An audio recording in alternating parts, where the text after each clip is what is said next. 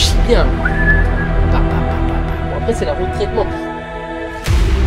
Bon allez, je vais te laisser le poste de conduite. Ah non, maintenant non, je sais pas faire. Si, allez,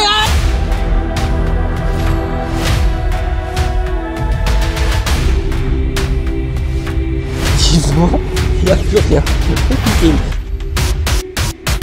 Allez, je vais devoir découvrir. Salut l'équipe, aujourd'hui nouvelle vidéo et qui dit soleil et début mois d'avril dit maïs. Là on va s'y pencher sérieusement. Je vais chercher des big bags d'engrais durée pour le maïs. Bien visé ça.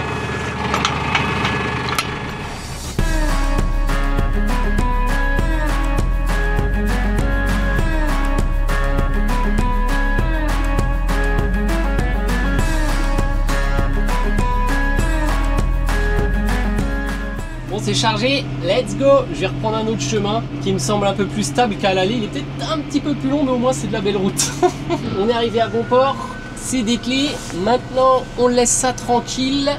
Le maïs on va s'en occuper fin de semaine je pense. Et là qui dit beau temps et mois d'avril dit également sortie des vaches et des génisses au pré. Donc pour tout vous dire, la semaine dernière on a déjà sorti les génisses et maintenant on fait les vaches.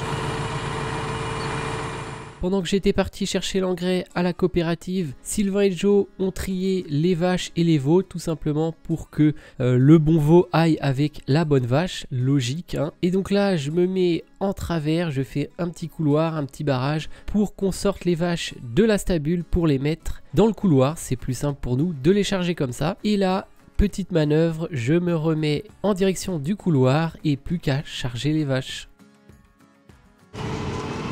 Bon allez, ciao, au prix, let's go. Bon c'est Sylvain qui va. Moi, en attendant, nouvelle mission.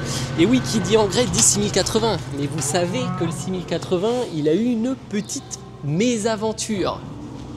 Attendez, vous me voyez plus, là c'est la nuit. Ah c'est bon, la caméra s'est mise en mode nuit. Non franchement c'est propre, la caméra là, la petite DJI, elle filme bien quand il n'y a pas beaucoup de lumière. Bref, en tout cas, comme je disais, le 6080 était en réparation, mais on va aller le chercher puisque on en a besoin pour épandre l'engrais. Et pour l'instant, on ne l'avait pas. Et là, on va faire un échange puisque celui-ci, il a 2-3 bricoles à faire, donc on l'emmène et on l'échange avec le 6080. Donc je vais me charger de ça et après on rappellera l'épandeur engrais sur le 6080 pour épandre l'urée avant le maïs. A few moments later. Échange effectué, de retour dans le 6080. Et ouais, c'est réparé.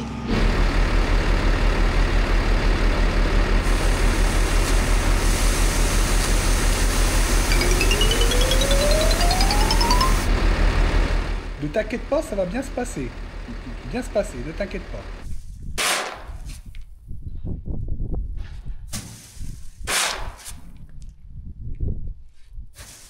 A few moments later.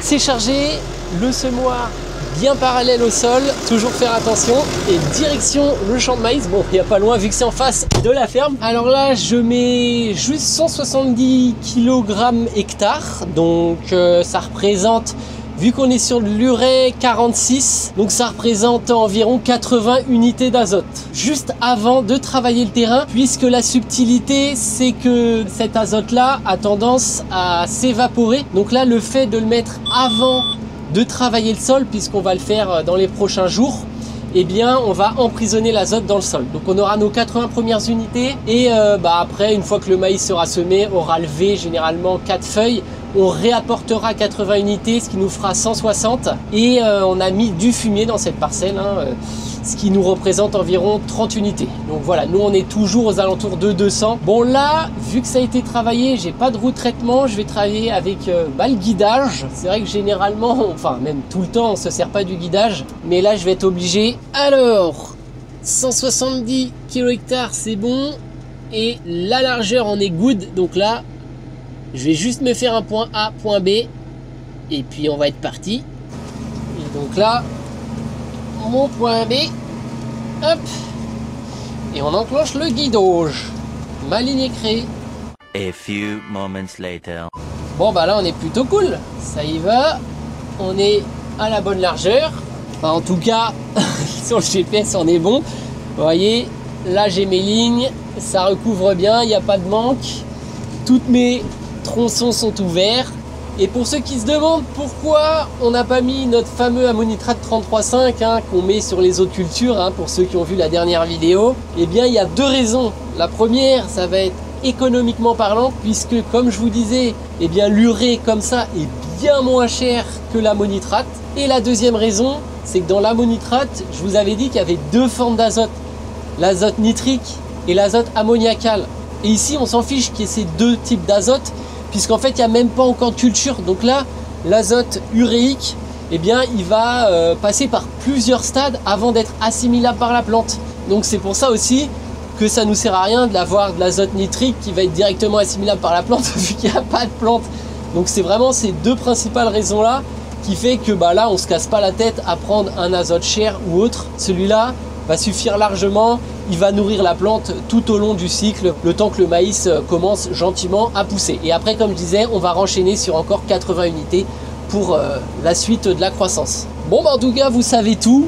Moi, je vais faire ça. Il n'y en a pas non plus pour 15 000 ans, vu qu'en 28 mètres avec le GPS et 170 kg, ça va y aller tout seul.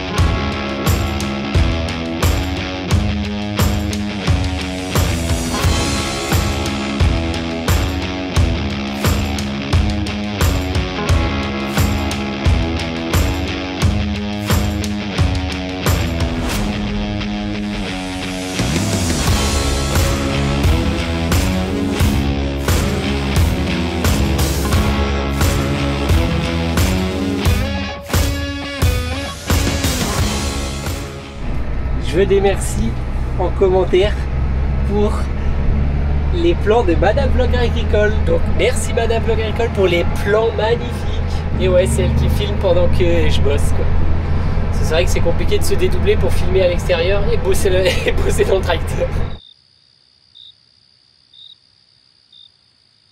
Mardi, l'engrais est fini, mais on va mettre ça en stand-by, comme je disais. Les semis de maïs se feront fin de semaine, histoire que le sol se réchauffe un minimum quand même. Nous, on continue toujours à sortir les vaches au pré avec les veaux. Donc ça prend pas mal de temps. Aujourd'hui, on va s'occuper de ça. Là, je vais au deuxième corps de ferme. Donc comme vous le savez, il y a environ 30-40 minutes de route. On va décharger les vaches et les petits titis. Et après, on revient à la ferme et puis rebelote, ainsi de suite. Jusqu'à ce qu'il n'y ait plus personne. Et puis après, faudra passer au curage. Un curage vraiment propre, nickel. Vu que comme vous le savez, nous les stabulations, on s'en sert de stockage à plat pour les céréales et puis un petit peu pour le matos.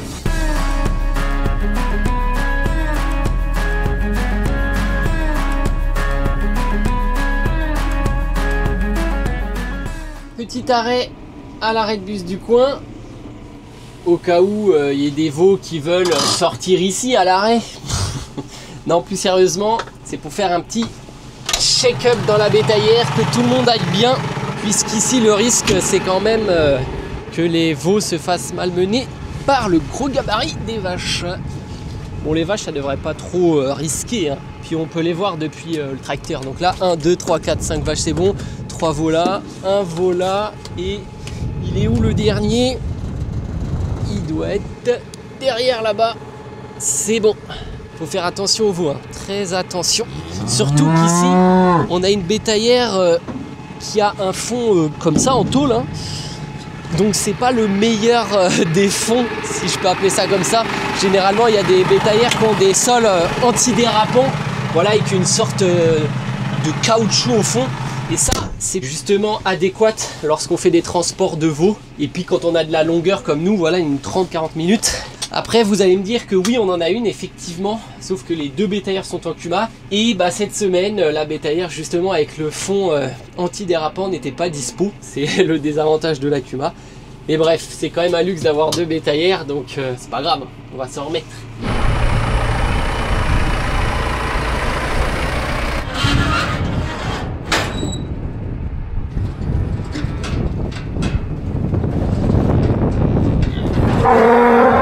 Le chargement a rejoint le troupeau, hein, ce qu'on avait emmené les jours précédents. Ici, c'est vraiment le deuxième corps de ferme qui a toutes les vaches et les veaux, donc vraiment le cheptel en lui-même. Et aux alentours de la ferme, ça va être plus tout ce qui va être génisse et vaches de réforme. Bon après, pour tout vous dire, il y a un pré là-haut qui est un peu réservé pour les futures vaches, donc qui vont avoir leur premier veau. Bah écoutez, il nous reste quand même quelques tours à faire. Donc c'est reparti, je referme tout et puis...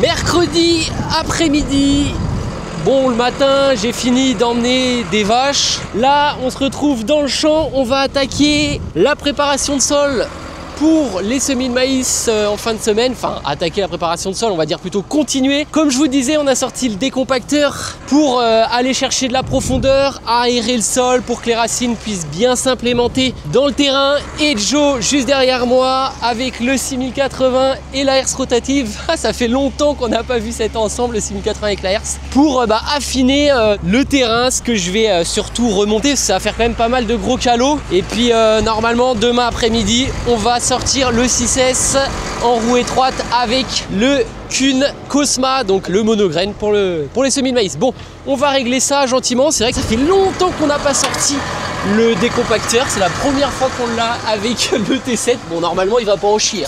A few moments later. Et il en chie quand même pas mal. Hein. Bon, après, là, je suis dans la roue de traitement. Putain, je suis à 100% à 6,5, mais il en chie bien. Bon, après c'est la roue de traitement. Je vais bien voir quand je serai en roue de traitement. Bon, j'ai fait ma ligne. On va aller voir ce que ça donne. Donc bon, le décompacteur, visuellement, il n'y a pas grand changement, puisqu'en fait ça se passe en dessous le sol. L'idée c'est vraiment d'aérer puis d'aller chercher profond. Et là l'idée c'est vraiment qu'il y ait une petite vague comme ça. Ça montre que ça travaille, ça remonte le sol, ça l'aère.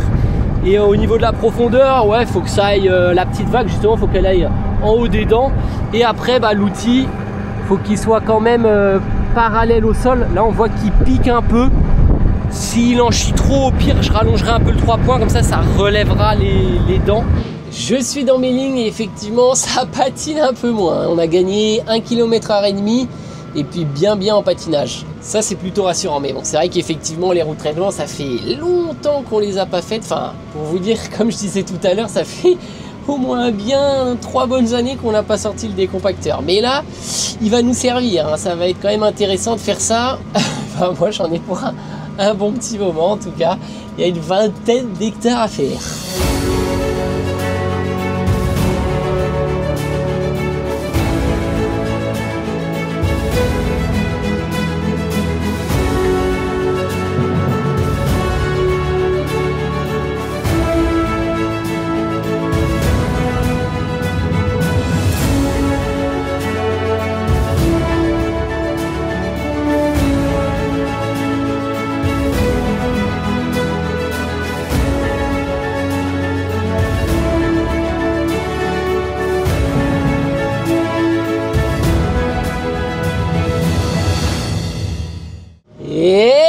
Quelqu'un m'a rejoint, Madame Vlog Agricole, et ouais tu vas bosser là. Moi j'en ai marre là de rouler à 4 à l'heure. Hein. Bah là en fait faut monter, baisser et activer le GPS. Ça fait beaucoup trop de trucs déjà.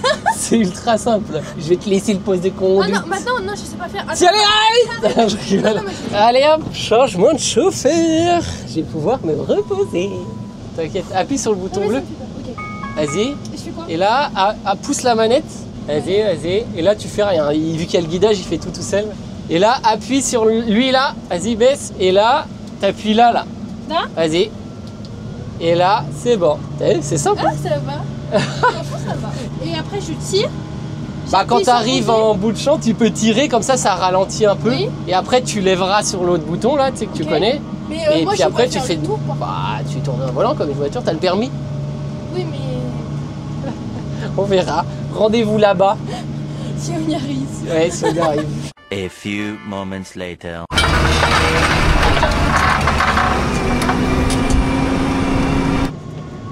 Va plus vite en marche arrière qu'en marche avant. Voilà, et là tu peux réavancer, tu recliques sur le petit bouton orange, et là, vas-y, enclenche la ligne, voilà, touche plus au volant, et là tu refais tout pareil. Et voilà. Et là, je mets ça. Non, c'est bon, t'es à 7.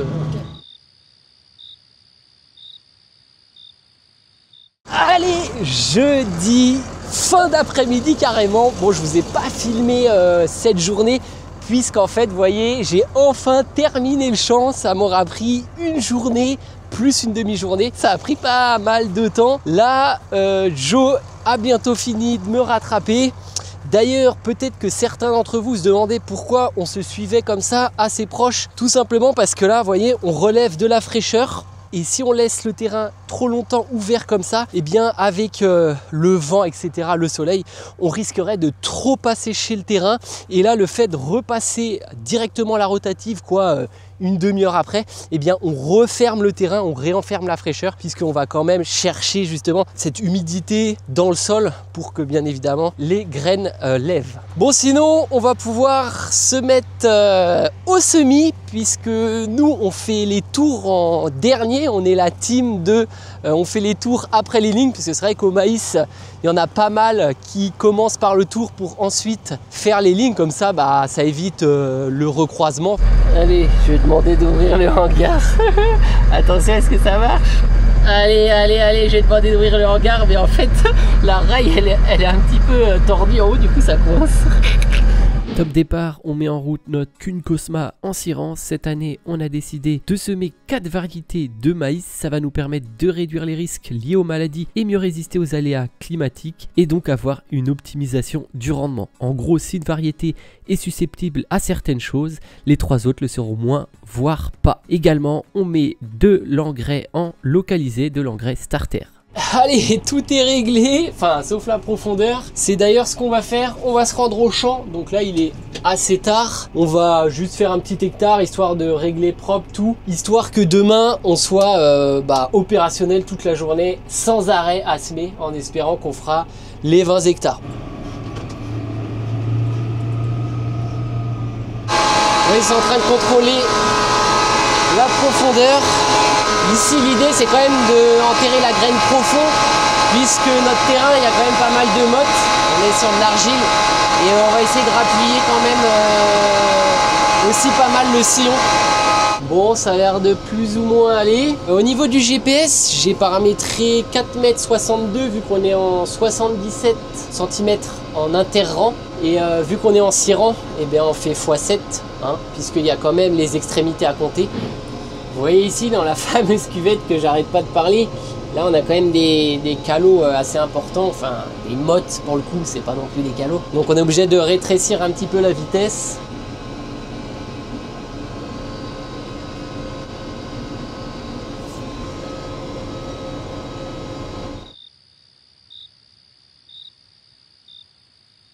Vendredi, on se retrouve au champ là, direct de bonne heure, on y va, parce que l'idée c'est quand même de terminer ça aujourd'hui, sachant qu'en plus on peut pas bombarder, comme vous avez vu hier soir là quand on a mis en route. Bon, et d'ailleurs hier il nous est arrivé une dinguerie, enfin une dinguerie c'est un grand mot, mais vous voyez en fait j'ai changé d'écran de GPS. Pour ceux qui avaient remarqué, j'avais mis le nouvel écran hier, et en fait il m'est arrivé un bug, et je croyais que ça venait du nouvel écran. J'ai mis du temps, j'ai changé, j'ai fait des trucs, tout ça, pour ensuite comprendre que c'était tout simplement l'antenne GPS qui était pas à jour. J'avais mis à jour, vous voyez, dans la nouvelle interface AG95, mais j'avais pas mis à jour l'antenne. Oh là là, du coup il y avait des petits bugs des fois, vu que les deux n'étaient pas liés, on va dire, avec la mise à jour. Bon, écoutez, là tout a été rempli comme vous avez vu. On a mis donc de l'engrais starter dans le micro-granulateur, et au niveau de la trémie à engrais, on n'a rien mis, puisqu'on l'a passé, comme vous avez vu en début de vidéo, avec l'épandeur à engrais en mode rapide, en mode simple.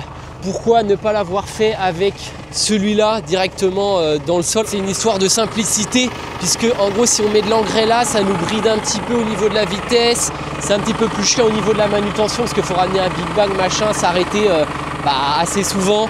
Là on s'est dit allez on balance ça, on passe après de les manières la rotative, donc ça va incorporer dans le sol, ça va faire exactement pareil que dans cette Trini là. On déploie le bordel et c'est bon, normalement ma ligne va marcher.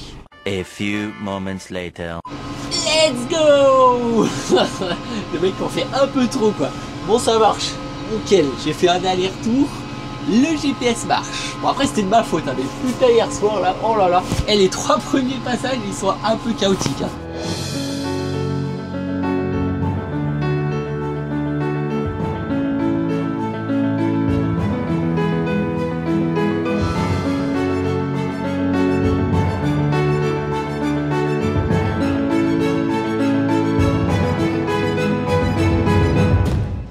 Elle est quasiment 3 hectares.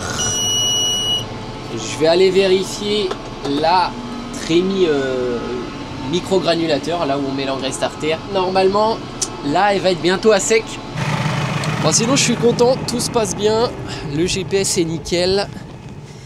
Et bon, bah, l'implantation, on l'a bien réglé aussi hier. Alors, ça donne quoi là-dedans? Ouais, vous voyez, quasiment vide. Je vais remettre 2 sacs. On va être reparti pour 3 hectares.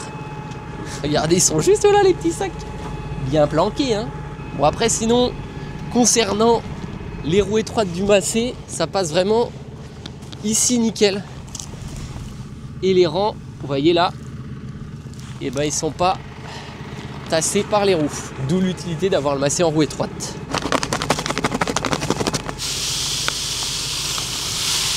Au prochain arrêt, bah, je ferai le plein de tout. Donc le prochain, bah, on retournera à la ferme vu qu'on est juste en face. On fera le plein à la ferme.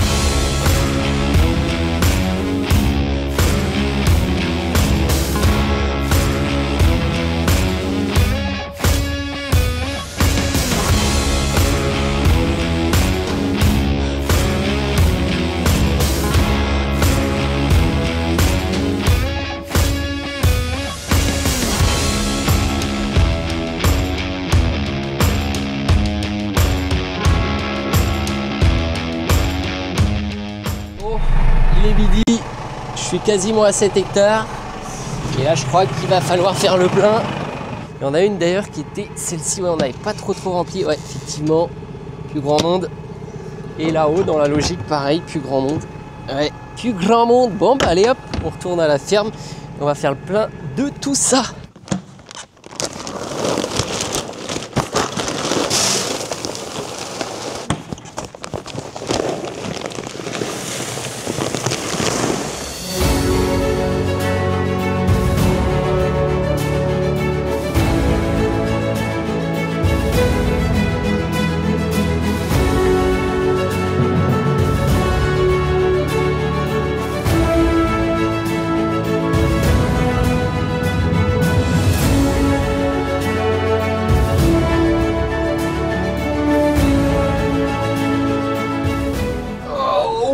Je suis épuisé, bon, il me reste plus grand chose.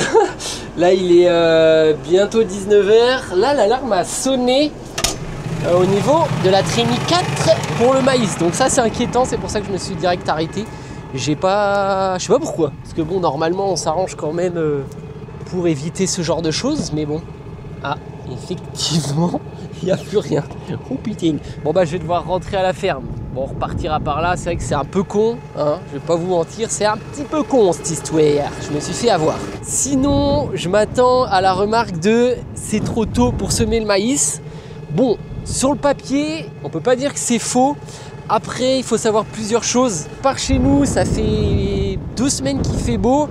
Assez chaud, certes, c'est vrai que le soir il fait quand même frais, mais on n'a pas eu de pluie. Nous, par chez nous, il y a eu juste 5 mm en 2 semaines. Également, on a un deuxième souci, c'est que, bon, ici on est quand même sur un endroit limoneux, mais il y a pas mal d'argile dans la parcelle. Donc si on attend trop que ça sèche, bah après ça va être des gros blocos. Troisième raison, le semoir est en Kuma, donc il faut bien qu'il y ait des gens qui le prennent en avance, d'autres qui le prennent au bon moment et d'autres qui le prennent tardivement. Nous on a fait ce choix là, franchement non ça va, franchement ça va. En plus là la semaine prochaine ils annoncent beau encore. Là vous voyez aujourd'hui il a fait un bon 20 degrés, ce matin il faisait 12. Non franchement ça va, bon on verra hein, mais normalement il n'y a pas de problème. Quoique en vrai vu qu'on est à côté de la ferme je suis con. Je vais appeler Sylvain qui me ramène de la semence, ça m'évitera de tasser le terrain. Le cerveau il s'est reconnecté. Bon bah écoutez, nous on va s'arrêter pour la vidéo. J'espère qu'elle vous aura plu. Si c'est le cas, n'hésitez pas à lâcher un petit pouce bleu, à vous abonner et partager la vidéo. Et moi je vous dis à très bientôt pour une nouvelle. Allez, ciao ciao.